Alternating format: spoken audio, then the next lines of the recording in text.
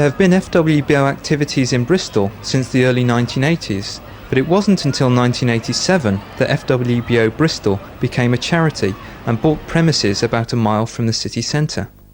Achla Vadra became the chairman in 1990, only 6 months after his ordination.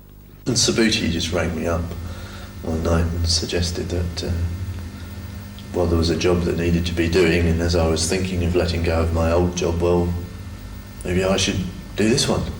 The premises at Cromwell Road were not ideal. The shrine room could only accommodate about 30 people comfortably, and the reception room was tiny.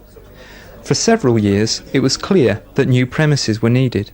Towards the end of 1996, they started to take an interest in an ex-catalogue shop about half a mile from the old centre. As well as being well located on a main road, it had a large space for use as the centre, a cellar for a secondary shrine room, and a flat which could be used for the centre offices. In January, a ritual was held to mark the end of the centre's time at Cromwell Road.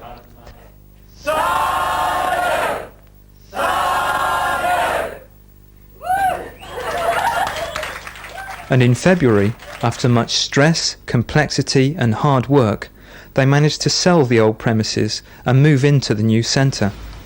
It wasn't until 6 p.m. on the day of the move that they were certain that they would be able to take possession of the property.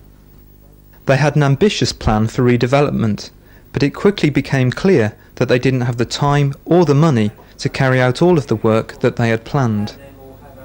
They held a few classes for regular friends in the unmodified premises, and then the conversion work began. Over a period of 7 weeks, the whole premises were restructured, rewired, replumbed and redecorated, using a team of local friends, Manchester's Marper Right Livelihood and local contractors.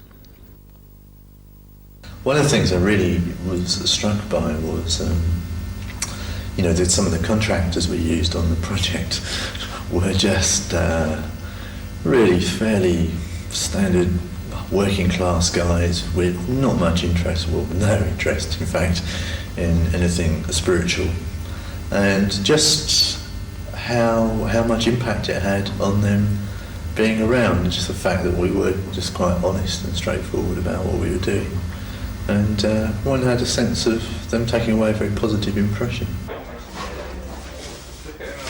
Volunteers worked particularly hard over the last 2 weeks of the project, often late into the night, and they were still working until an hour before Sangharakshita arrived to open the centre.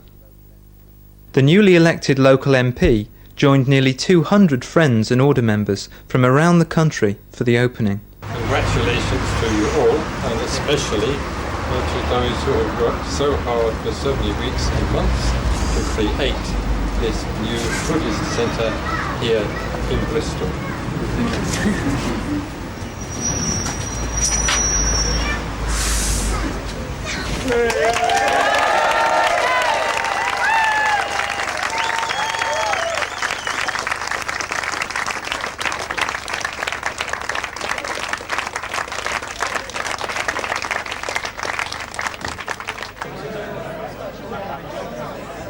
Although the centre's design is quite simple, a lot of thought went into its layout and decoration. Amaraketu designed the shrine and painted the large tanka.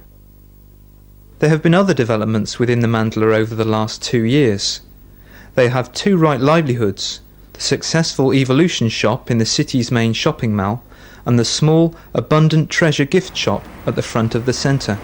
This is run by a team of 3 women with support from Amrita Devi, Bristol's only Dharmacharini.